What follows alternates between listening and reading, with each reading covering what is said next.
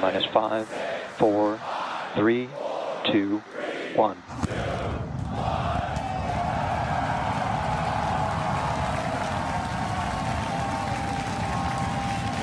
We have liftoff. Vehicles pitching downrange.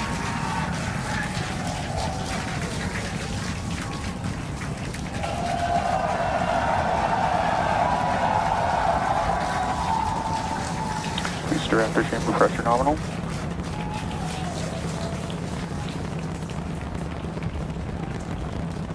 "30 seconds into the flight, the rumble's just starting to reach us here at launch control.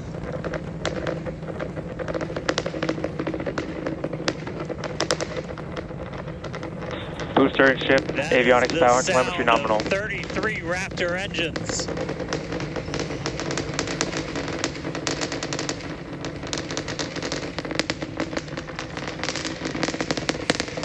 Max Q. Now pass through the maximum aerodynamic pressure, the most stress the vehicle's going to see on the way uphill.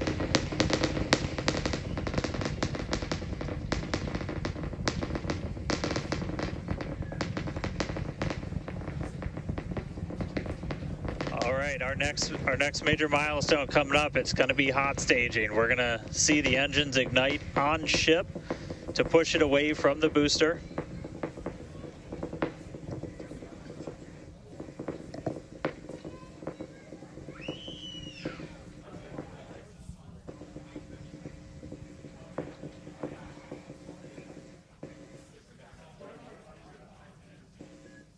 All right, so hot staging is going to be the next thing coming up. First, we're going to see the booster's engines start to shut down, all but 3.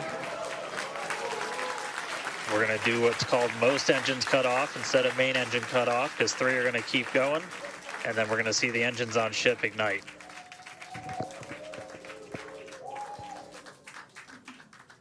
Right now, the tower team is doing their go, no go.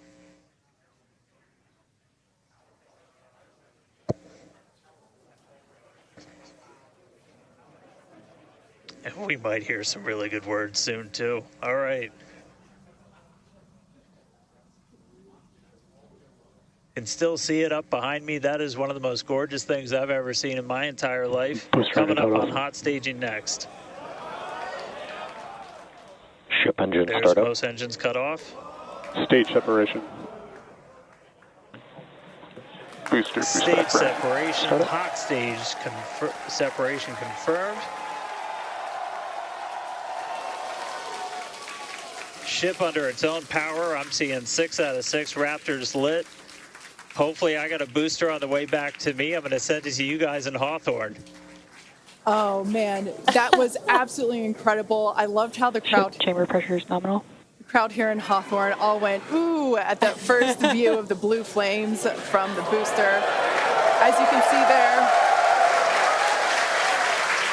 first stage currently performing, or excuse me, is now making its way back to the launch site. Again, we are Ship avionics power and telemetry nominal. the booster and the tower are both performing automated checks to make sure we are go for the booster to return to the launch pad for that catch. And once those are complete, the flight director... Booster, boost back burn, shutdown.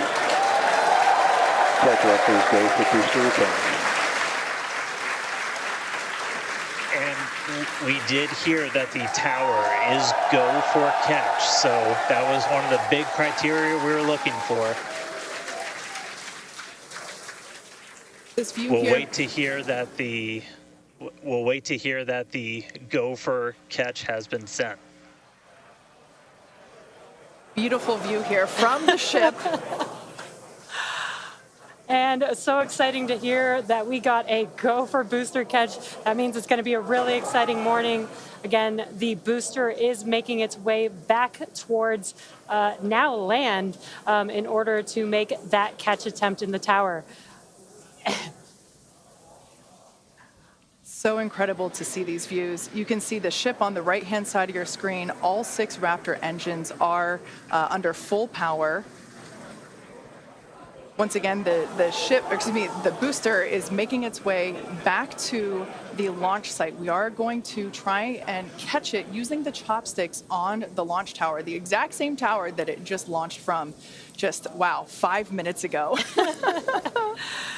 Yeah, and the booster. Starship on nominal Guys, trajectory. I can confirm the command was sent for the booster to come back.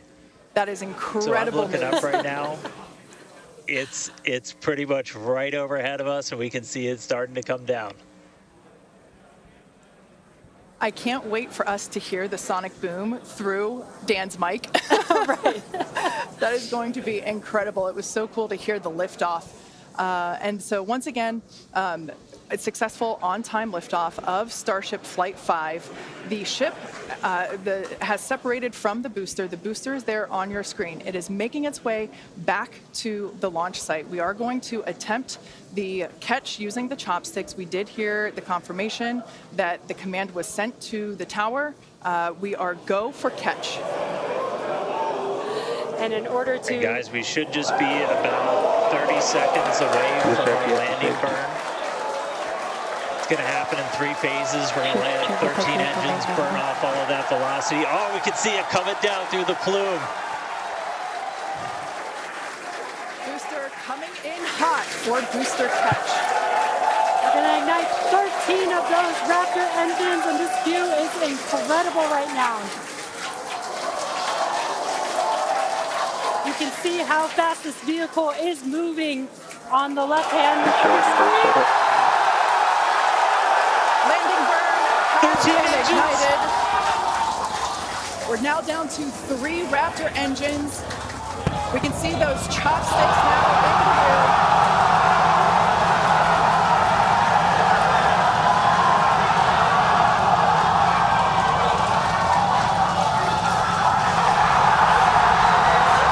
Booster landing burn shutdown. Megavilla has caught the booster.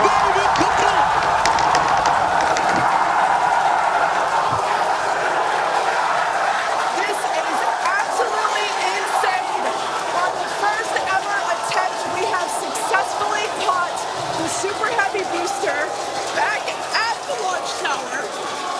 What an incredible view! Are you kidding me?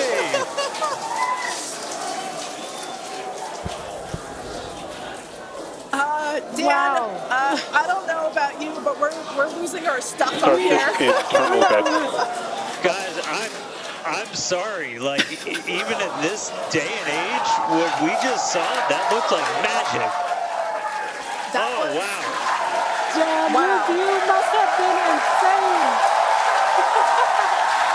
We are still going wild over here over this. Folks, this is a day for the engineering history books.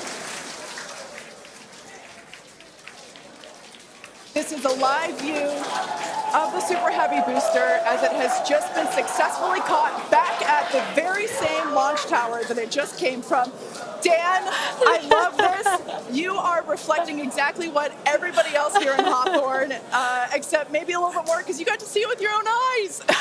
How was that? Ship We engine got cut it. off. Well, I mean, I can't even describe that. Oh, by the way, ship, main engine cut off, ship's in orbit. As it prepares for the beginning of re-entry today. Yeah, exactly. Re-entry will be enabled by that heat shield that you see on the bottom half.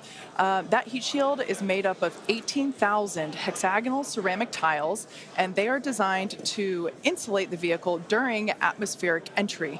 At that point in time, temperatures can be as high as 26,000 degrees Fahrenheit or about 1,400 degrees Celsius.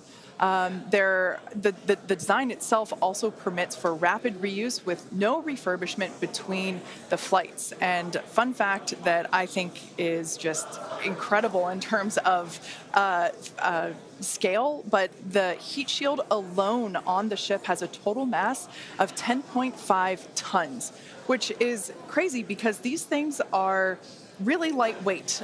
They're made out of ceramic. We have a couple of them here. The one that I'm holding is used on flat surfaces, as let's see if we go that way, because as it's flat. The one that Jesse has is kind of more what you see there on the side.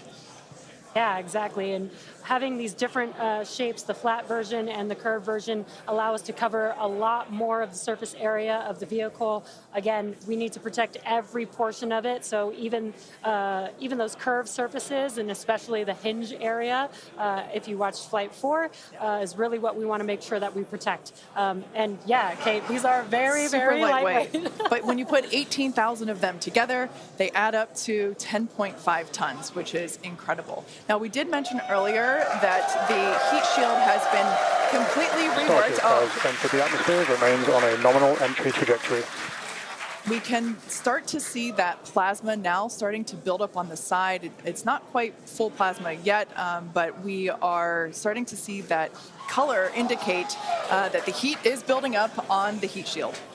Yeah, this is such a cool sight to see because you really never really have gotten to see this live before Flight 4. Yeah, and as Kate mentioned, it's getting a little more red, as you can see there on your screen. That means that heat is building up, but that's exactly what these heat shield tiles are there for, is to protect against this plasma and this really, really extreme heat that the vehicle is going to see for about the next 10 more minutes or so.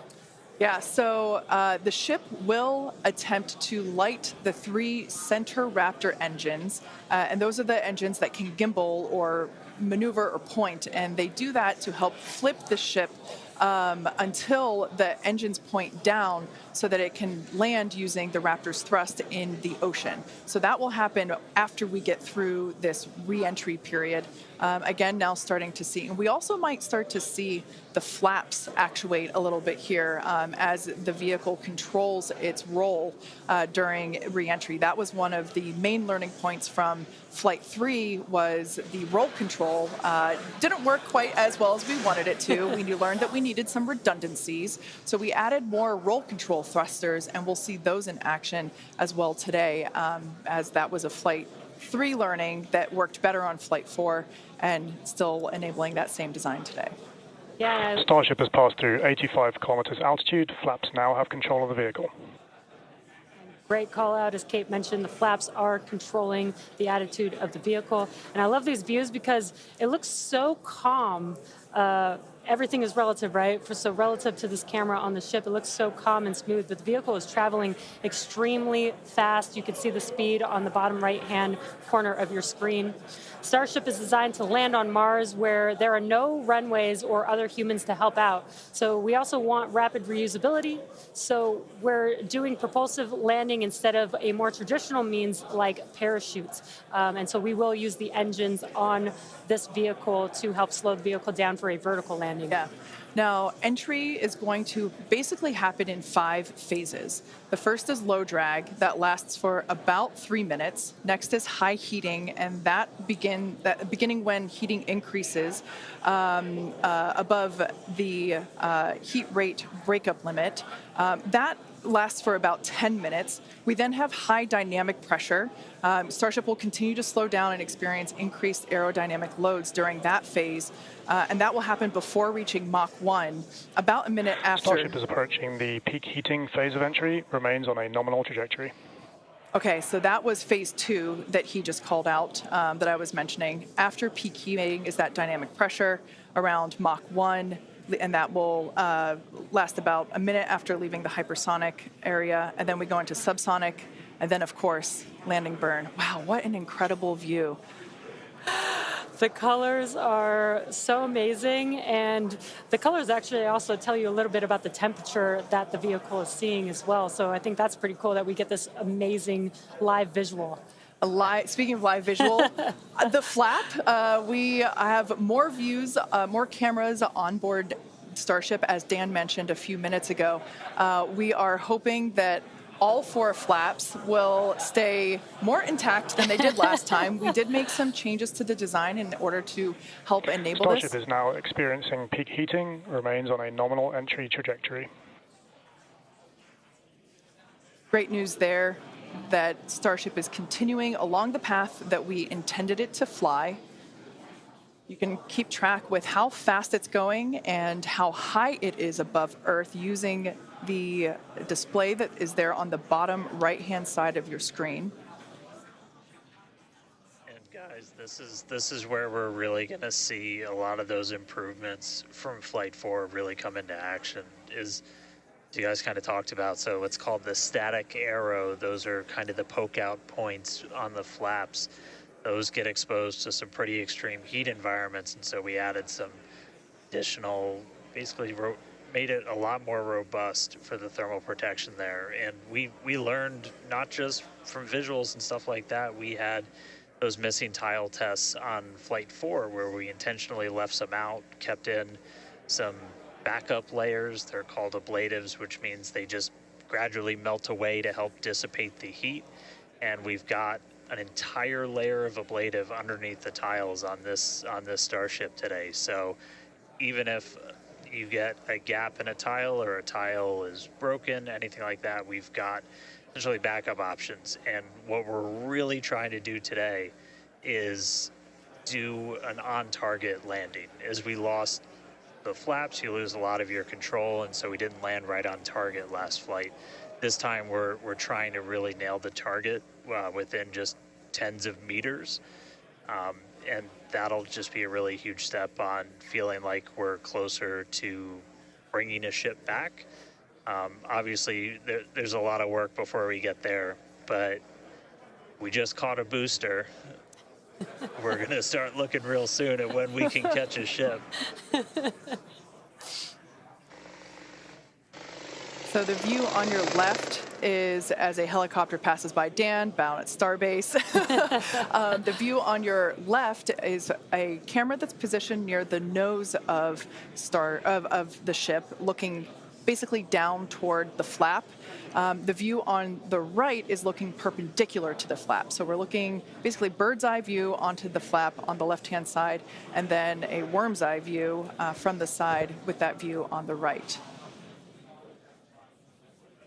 Yeah, sorry about that, guys. Maverick just buzzed the tower. He might be coming back, so. Now, these views brought to us by Starlink. It's incredible that we have this high-definition capability. In fact, that view on the left... Starship is now halfway through the peak heating phase of entry, remains on a good trajectory.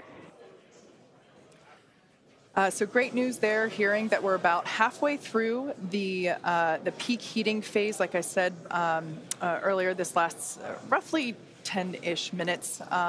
And we did hear earlier that the flaps have control of the vehicle, so also good news there. You know, it is incredible that we've basically had views the entire time. Right, yeah, thanks to Starlink. My memory did black out a little bit after booster catch, so I think we had views. But, you know, all through the coast phase, we had some beautiful views of planet Earth behind the ship as it was in its orbit. Yeah, and I also do want to point out on your right-hand screen, we've got a more encompassed view of the flap.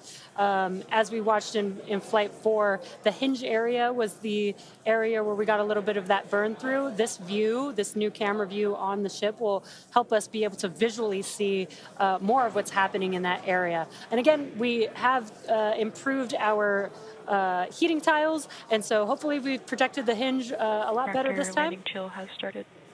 But again, these views are additional to the data that we get on these flight tests that help enable us kind of put the data that we get in the computer to the visuals that we see and try and align those and use that for improvements in the future. Now, we heard a call out there saying that engine chill has begun.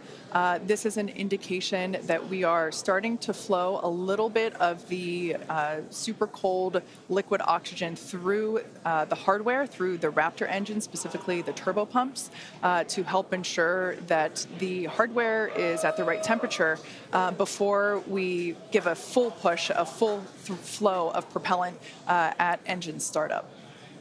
So all of that to say, we are getting closer to the landing burn.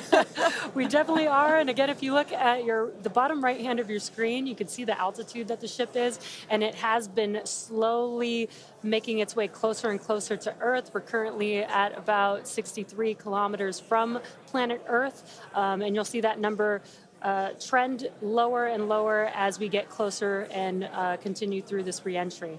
Yeah, this is going to go on for a little, actually a while longer. We have about 10 minutes or so, roughly, before we execute the landing, the ignition for the landing burn, starting with the landing flip.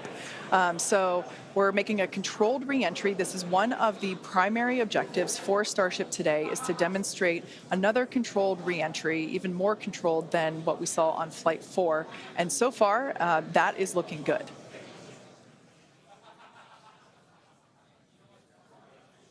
And then as we start to really get lower, we're going to start seeing the atmosphere's effects start to take place, and that's when we'll be dropping our speed down closer to the speed of sound. You'll see the flaps start to maneuver.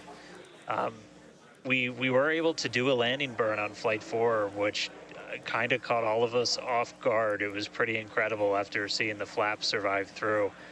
And we're going to try and do another one on this flight today. We tweaked it a little bit, so we're going to try and splash down at a little bit of a gentler angle this time, instead of just kind of hit the water and fall over.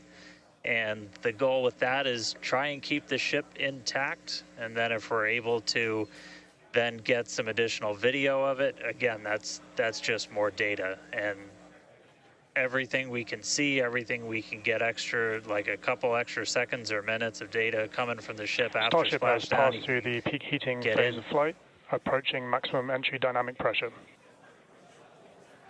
All right, we're through peak heating. Coming up is basically max Q part 2, where we're going to hit kind of that part of the curve where we're still moving really fast and the atmosphere is just dense enough that we're feeling the most pressure, but hopefully we're going to start feeling a little bit less heat now.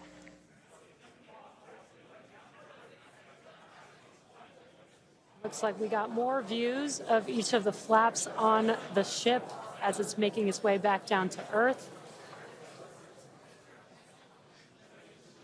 And we did pass through peak heating and still got really good views throughout that whole period. Typically during the highest heat on the vehicle, we tend to build up a lot of plasma, and that's typically when we would lose, connection or views of the vehicle. But again, with Starlink, we were able to get some live views throughout that entire process there.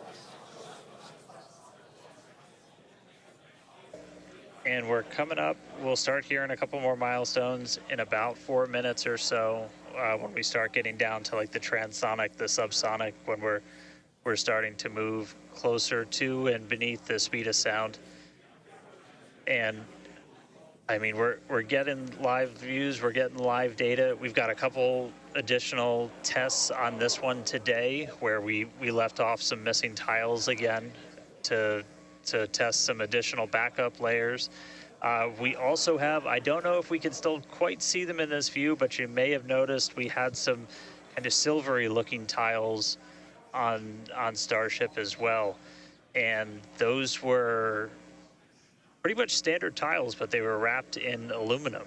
And it was a pretty simplistic, straightforward one where aluminum starts to melt at roughly the same temperature where steel starts to lose its strength, not necessarily melt. And so if we see stuff melting, we know what our steel is going to be exposed to. But yeah, 59 minutes since launch, should be coming up on transonic and everything in just about 3 minutes. Now the views here, we have coverage of all 4 flaps. We can see, so for those that perhaps didn't catch a glimpse of the vehicle before liftoff, there are 2 flaps at the forward end and 2 flaps at the aft end. The larger camera view that is there on the right-hand side of your screen, that is a view of one of the aft end or the bottom end flaps. We can start to see some heat buildup and peeking through on one of the flaps there in the top left-hand corner of your screen.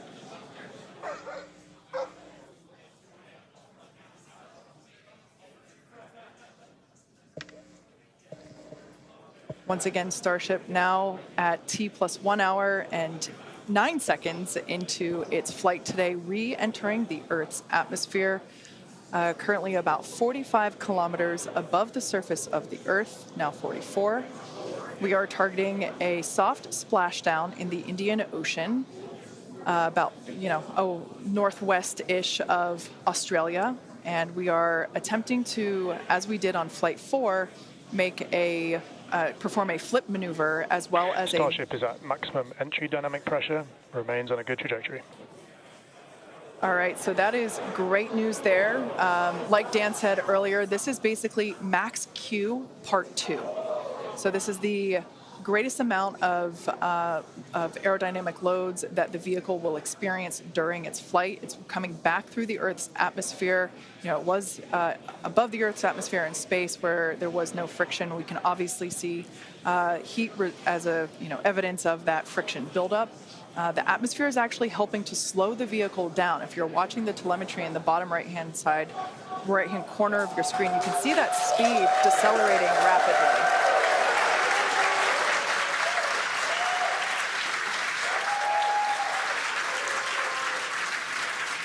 Now, the 4 flaps on the ship help steer the vehicle, and one of the main objectives for the ship today is to demonstrate controlled re-entry during this phase of flight, this re-entry phase. Yeah, and we have 6 engines on ship, but we only need 3 of them, the 3 sea-level engines. We will have that flip maneuver happen very close to touching down for splashdown. We'll do that flip maneuver, ignite those engines, slow the vehicle down immediately, and then hopefully have what we call a soft splashdown in the water. It's probably going to feel a little bit harder on the top of the surface of the water, but it'll look pretty gentle. Yeah, and like we said earlier, we hope to have some more views, even of that phase of the flight. So fingers crossed that we can we can bring those to you. We are hoping to splash down softer than we did last time on Flight 4. Right now, Starship continuing to make its descent back to planet Earth. Starship is at Mach 2, remains on a good trajectory. All right, great news there. That tells us that the vehicle is traveling twice the speed of sound. So we will then, the next call out that we'll hear is that it is, traveling about the speed of sound. And then we will hear a call out that that will be the call out that it is transonic. And then we will hear another call out saying that it is subsonic, meaning going slower than the speed of sound. Starship is transonic. There it is. So at this point in time, we say transonic because certain parts of the vehicle, like the flap that you see on your screen, might be experiencing airflow faster than the speed of sound, while other parts of the ship may be experiencing airflow. Starship is in the subsonic belly flop. All right, so now the entire vehicle is traveling slower than the speed of sound, so subsonic. The crowd here at Mission Control Hawthorne also getting excited, just like us. We're awaiting a water landing. We are going to reignite the 3 engines to perform that flip maneuver, and we're basically about a minute and a half, away from the landing flip. Yeah, the crowd's getting excited here as we get closer and closer to splashdown. Again, just about a minute away from the expected splashdown, so we should see a lot happening coming up here shortly. We're currently having a view of one of the flaps, and it is a little bit dark on your screen, but hopefully we'll get some good views of the ship as it makes that flip maneuver and touchdown for splashdown. Yeah, yeah, guys, we saw that speed drop like a rock. So we're doing a belly flip right now, or a belly flop right now. That's what's kind of, if you saw the high altitude campaign, that's the unique thing about how Starship comes back. So we've bled off pretty much all of the speed we're going to. We're essentially at terminal velocity. Starship is at 5 kilometers altitude, remains on target. Five to go, coming up soon, landing burn.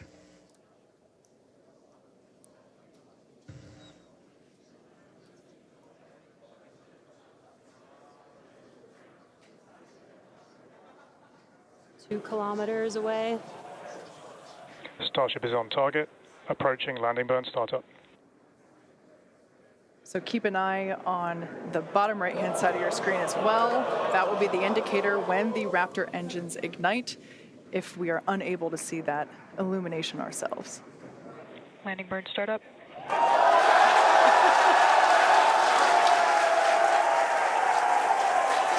a cool view of the reflection of that landing burn. You can see the water just behind the ship.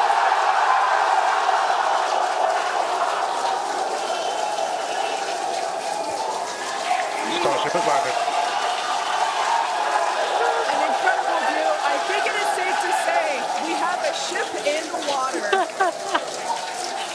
Touchdown! That is a live view from the ocean surface.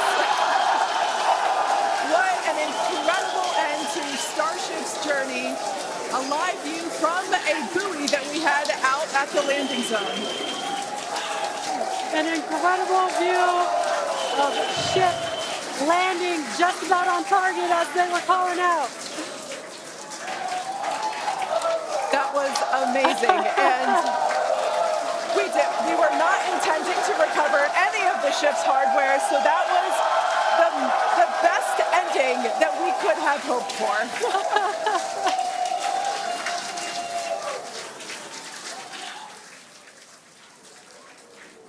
Man, I don't think we're going to be able to get a ton of extra video of the heat shield, but we hit the target. We hit the target. Yeah. I mean, we hit the target because we had these buoys placed in a pretty specific spot, so wow. What a day. I feel like that's what I get to say. What a day. I mean, everything started off today with that launch. We were able to lift off towards the end of our window, 7:25 a.m. Central Time. 33 out of 33 Raptors in the way uphill. Successful hot stage. Booster came back. We watched it come down right behind us. Watched it get caught. And that broke my brain for a while. I'm really happy we had coast for a bit, but that's first ever booster catch